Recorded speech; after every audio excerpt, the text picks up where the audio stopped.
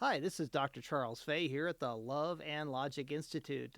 Does your heart ever break for the kids in your community that have been hurt? And you know what I'm talking about. We see so many kids nowadays who have experienced abuse, neglect, other forms of trauma, and they come into our homes and they come into our classrooms. And we work with them, and I'm talking to you, and you are parents, foster parents, adoptive parents, social workers, psychologists, teachers, special ed teachers, administrators, people who love kids. And you see these kids, and are they easy to work with? No. Oh. And do they act out? Some of them act out so much that we ask ourselves, how are we going to reach this kid? And others act in, don't they? They act in and they go, they disassociate, and they kind of go to a different place in their heart to escape the pain. And so people often ask me, Charles, is there any hope for these kids? And I say, absolutely. And I want to tell you a story about Brian. And I met Brian many years ago when I was a younger psychologist, and I remember going to this special school, a school for kids with severe emotional and behavioral problems. And I met Brian, and right away, without saying anything else to me, he called me a couple names that would make a sailor blush. He didn't even know me. I thought, what do you do about that? And I remember a great psychiatrist I worked with when I was working in a psych hospital said, give them the unexpected response. And what's the unexpected response with a kid who is acting out towards you? Well, maybe it might be being calm or being empathetic, or maybe using a little loving humor. And I think I just acted like it didn't happen and moved on, which I think frustrated him a little bit, but who knows what else I could have done. But I had an opportunity to go observe Brian. There was this wonderful setup at the school where they had a one-way mirror, and you could look through there and watch the kids in the classroom. And I'm peering through that mirror, and I see Brian. He's got a stapler opened, and he's chasing his young teacher across the room. He's trying to staple her arm, and I don't know if that is something that most teachers are prepared to handle, especially first-year teachers. And Love and Logic is dedicated to giving people specific skills, not just theory. So I went to Amy. Amy was her name. And I said, Amy, would you like to experiment with something? And she said, what? I said, well, there's three things that these kids really need. And we can overcomplicate it or we can get simple. And I said, first thing they need is relationships. They need empirical proof that they can be loved, even when they act out. So I said to her, here are some things that you can do. Greet him at the door. She was great at the greeting. Eye contact, smile, and touch, the cues of attachment and bonding. And she'd say, oh, Brian, it's so good to see you. And she'd even say things like, oh, Brian, it's so good to see you. And the great thing about having you in my class is I never know what's going to happen. It's so exciting. And she'd just put a positive bent on everything. And are you guessing that really frustrated Brian? See, it frustrated him because any time somebody had gotten close to him, he got hurt. And so what's the natural response? Protect yourself.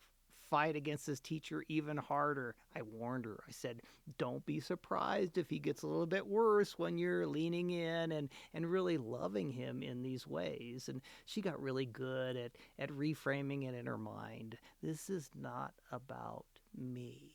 And foster parents, is that wise to remember as well? This is not about me. This behavior is about past trauma. This behavior is about all the hurt that's built up inside of this kid. This behavior is about this kid trying to survive and not really believing that they're in a safe environment.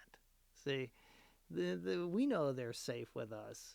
They don't know they're safe with us. What do you do when you're fearing for your life?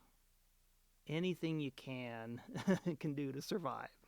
And so Amy was great at the relationship part. And that's the first piece of what I call the Triad of Hope. And the second part are boundaries. Do kids need boundaries? Do all kids need boundaries? How about kids who've been around a lot of adults who don't have boundaries? Kids who've been hurt. Oh yeah, a lot of these kids don't know where they begin or where they end, and they need somebody to model safety. Oh, don't limits help us feel safe? and and Amy was really great at keeping things really predictable in the classroom and having really good boundaries. And the boundaries are about what we do and what we allow rather than bossing the kid around. So, oh, I allow kids to play with that or use that item as long as it's not being thrown. Or I listen to kids when their voice is calm. Or I allow kids to sit where they'd like as long as they're not hitting people nearby. Those sorts of things. And so, first of all, the Triad of Hope, I've only have two of them so far. Brian got love. And I'm going to say love heals the brain. The second thing that Brian got was safety, the safety of limits. Oh, this person cares enough about me to provide these boundaries even when I push back hard, right? See, Amy was good at saying, it's not about me. I'll say it again. It's not about us. It's about that past trauma. And the third part of the Triad of Hope is the kid gets to see that they're good. Now, I could tell a kid who's been hurt that they're good all day long. Will they believe me? No. But what happens if I can help this kid see that they are good firsthand? And Brian was pretty good at hassling her. But she was even better at being empathetic and saying, oh, Brian, that really drained my energy when you did that. And Brian, how are you going to put that energy back in me? And Brian would do things for her to put her energy back in. It really wasn't a consequence. It was an opportunity for Brian to see that he was good and capable of solving problems. And he'd help her grade papers, and he'd just sit there and hand her the papers, and she'd smile at him and say, oh, Brian, this is just so helpful, and I can feel the energy coming back into me right now. And I've known foster parents, all different types of people use that approach where kid causes a problem, causes an energy drain. They can do some good things for you. They bond with you when they're doing good things. And guess what? Irrefutable evidence to them that they're good. See, how do we help a kid build their self-concept? Get them doing some good things so that they can see themselves doing good. It's pretty hard when you're a kid to argue with that kind of data. Okay. Well, things are going a little bit better. He's still trying to staple her. You know, he'd like to try to staple her with a stapler, but now his efforts were just kind of lackluster. She smiled at me and she said, one day she said, yeah, I think it's really working.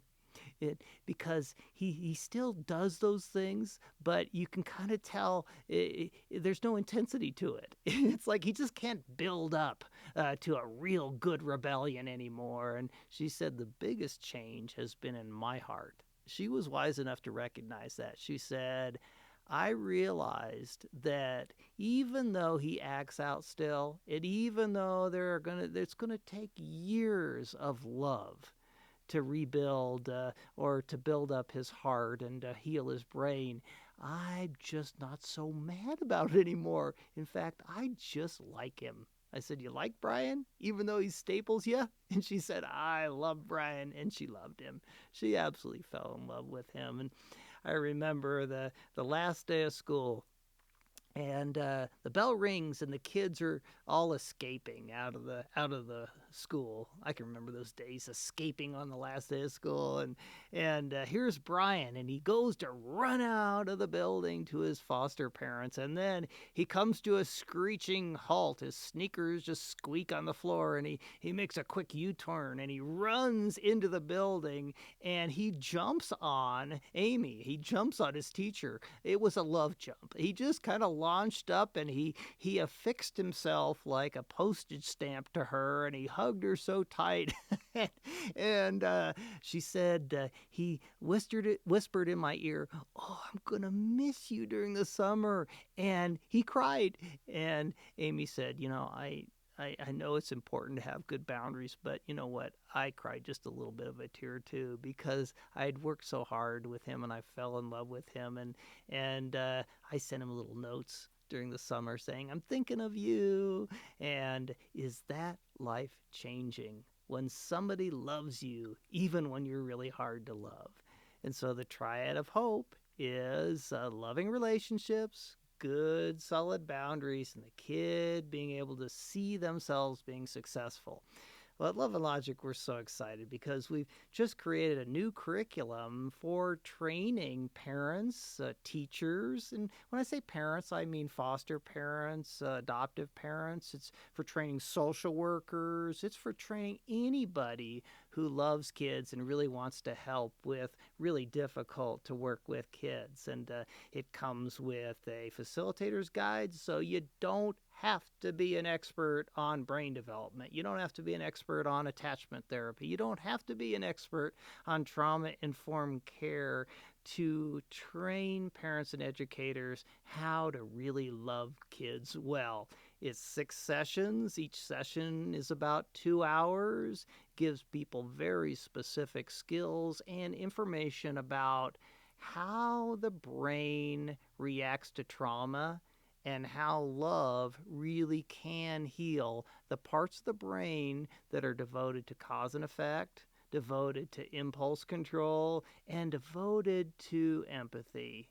And isn't that the biggest task we have in front of us, and the one that we can do, and we can do this well? Loving kids and teaching them to love other people as well. Well, I'm so thankful for this time with you. And if you're interested, go to loveandlogic.com and we'll help you out with that. Thanks so much.